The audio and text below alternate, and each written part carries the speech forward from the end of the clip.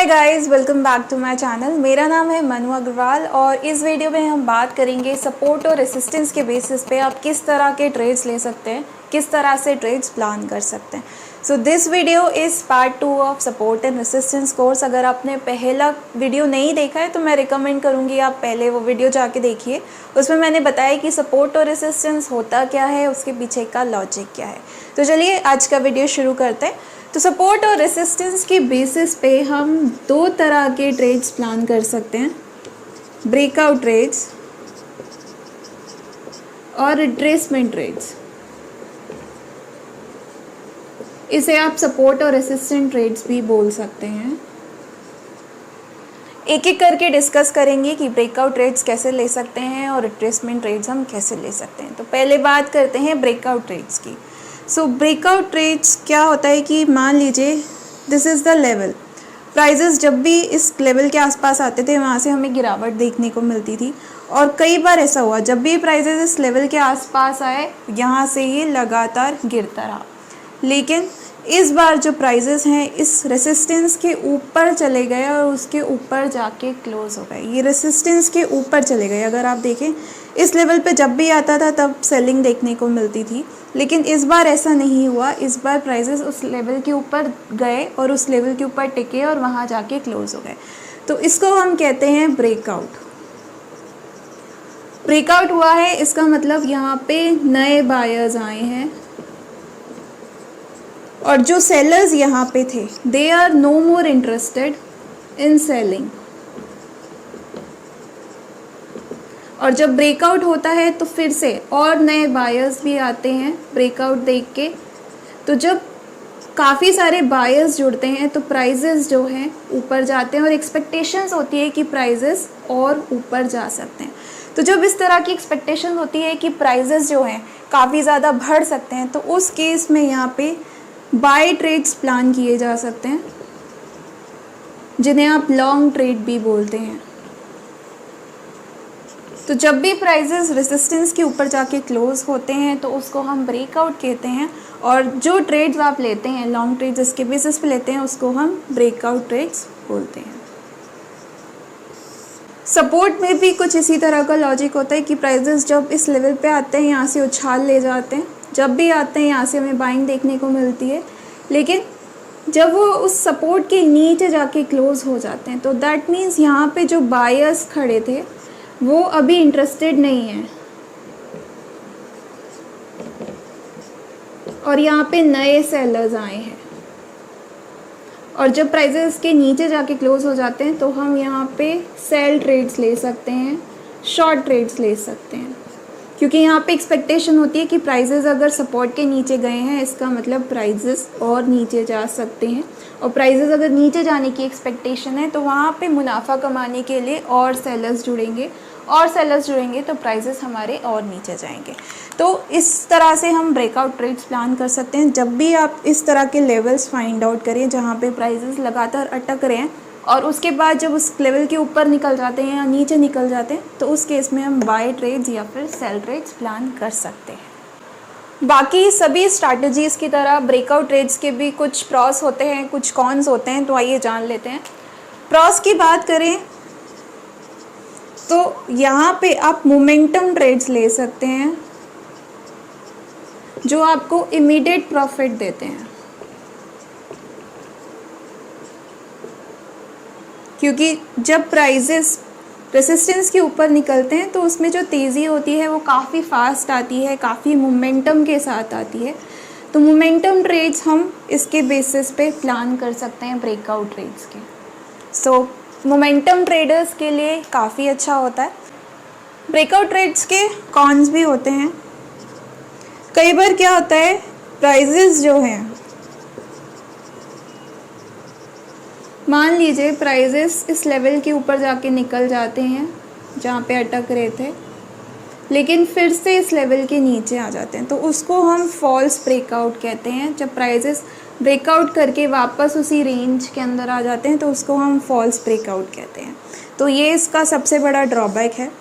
दूसरा ड्रॉबैक ये है कि यहाँ पे जो रिस्क रिवॉर्ड रेशियो होता है वो आइडियल नहीं होता, बहुत ज़्यादा अच्छा नहीं होता। आपका जो स्टॉप लॉस होता है वो यूजुअली, अगर ये तो रेसिस्टेंस था, सपोर्ट लेवल के नीचे होता है, तो इसीलिए यहाँ पे रिस्क टू रिवॉर्ड उतना अच्छा नहीं होता। इसमें फ़ायदा सिर्फ इतना है कि आपको जो ट्रेड मिलते हैं वो इमीडिएट प्रॉफिट देते हैं। सपोर्ट और रेसिस्टेंस ट्रेड में आपको वेट करना होता है, आपको पता नहीं होता है कि कब स्टॉक में तेज़ी आएगी, लेकिन ब्रेकआउट ट्रेड्स में हमें पता होता है कि ब्रेकआउट होने के बाद तेज़ी अच्छी आ सकती है। सो इस तरह से ब्रेकआउट ट्रेड के कुछ प्रॉस हैं, कुछ कॉन्स हैं। तो चलिए अब बात करते हैं रिट्रेसमेंट ट्रेड्स हम कैसे ले सकते हैं। पहले सपोर्ट ट्रेड की बात करते हैं।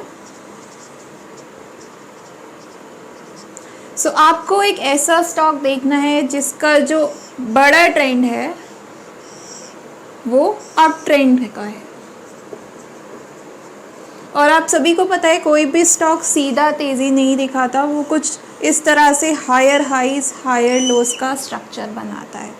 तो ये जो लेवल होते हैं इसको हम सपोर्ट कहते हैं।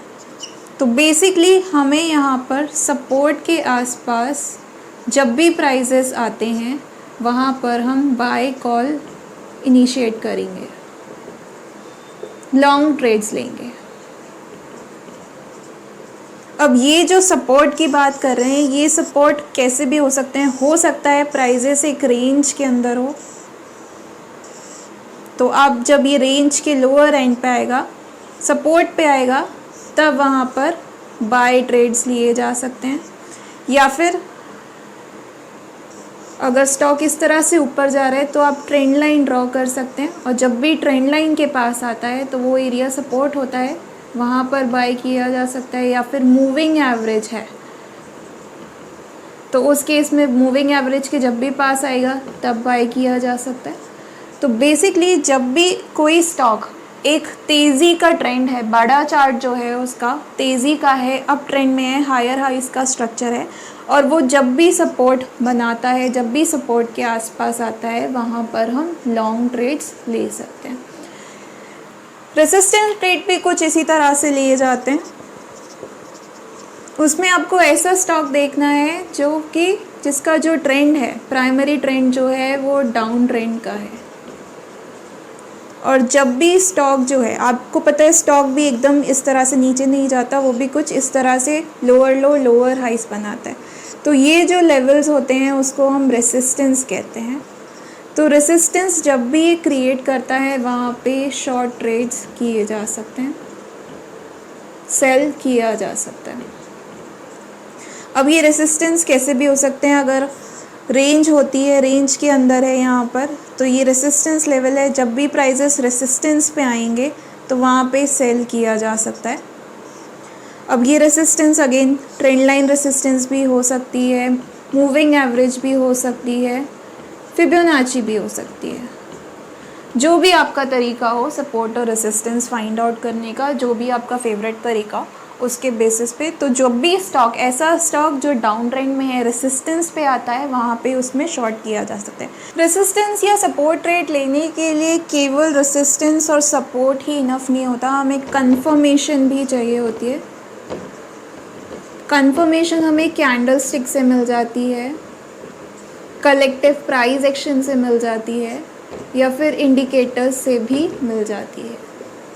तो मान लीजिए अगर कोई स्टॉक रेसिस्टेंस पे है और वहाँ पर वीक कैंडल बन जाती है, फॉर एग्जांपल वहाँ पे बियरिश इनगल्फिंग बन जाता है, या फिर बियरिश हरामी पैटर्न बन जाता है, या फिर आप कह सकते हैं डार्क क्लाउड कवर जैसा कुछ बन जाता है, तो उस केस में उस कैंडल के ऊपर का स्टॉप लॉस लेके, थोड़ा सा ऊपर स्टॉप लॉस लेके वहाँ पे शॉर्ट ट्रेड्स लिए जा सकते हैं। वहीं सपोर्ट पे अगर एक बुलिश कैंडल बन जाती है, बुलिश इनगल्फिंग यहाँ पे बन जाती है, तो इस कैंडल के नीचे का स्टॉप लॉस लेके वहाँ पे लॉन्ग ट्रेड किया जा सकता है। उससे पहले का प्राइस एक्शन भी आप देख सकते हैं, सो ये थोड़ा सा एडवांस हो जाता है। पहले का प्राइस एक्शन कैसा है उसके बेसिस पे भी ये कैंडल आपको कंफर्म कर देती है, सपोर्ट कंफर्म कर देता है। बाकी अगर आप इंडिकेटर जो भी यूज़ कर रहे हैं, इंडिकेटर भी अगर आपको कंफर्मेशन दे रहा है, तो वहाँ पे फिर ये जो ट्रेड्स हैं वो एक हाई प्रोबेबिलिटी ट्रेड्स बन जाते हैं।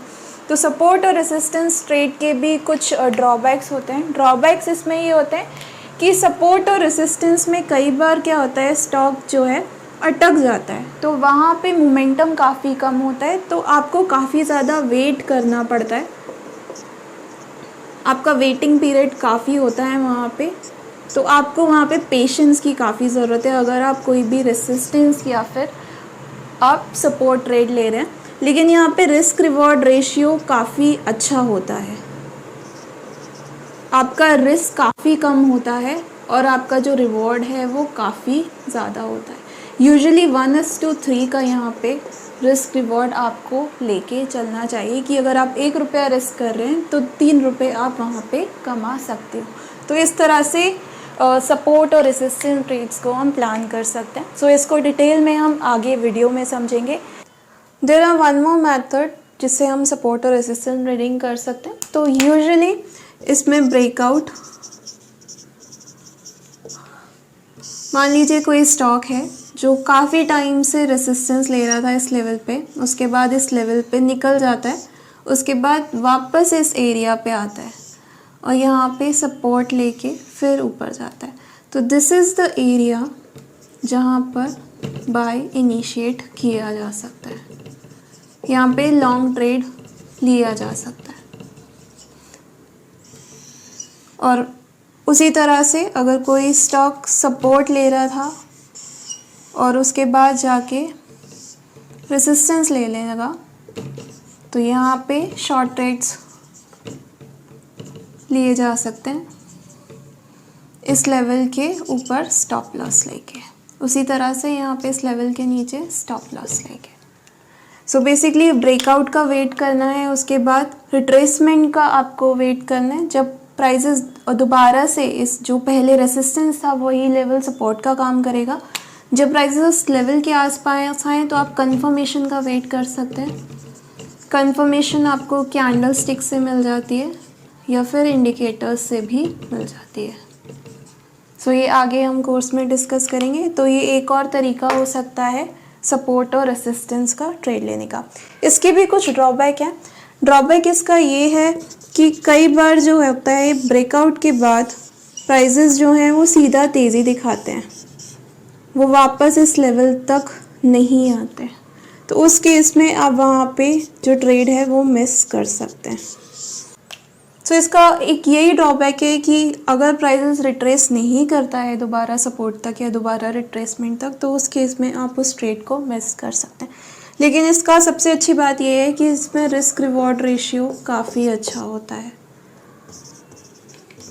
सो इस तरह के ट्रेड्स काफ़ी अच्छे होते हैं। ब्रेकआउट भी है, ब्रेकआउट रेसिस्टेंस से ऊपर निकल चुका है, उसके बाद आपको सपोर्ट भी पे बाय करने का मौका मिल रहा है या रेसिस्टेंस पे सेल करने का मौका मिल रहा है, जिसकी वजह से आपका जो रिस्क रिवॉर्ड रेशियो है वो काफ़ी अच्छा हो जाता है। रिस्क काफ़ी कम होता है और रिवॉर्ड काफ़ी ज़्यादा होता है। आप देख सकते हैं रिस्क कम होता है और रिवॉर्ड आपका ज़्यादा होता है।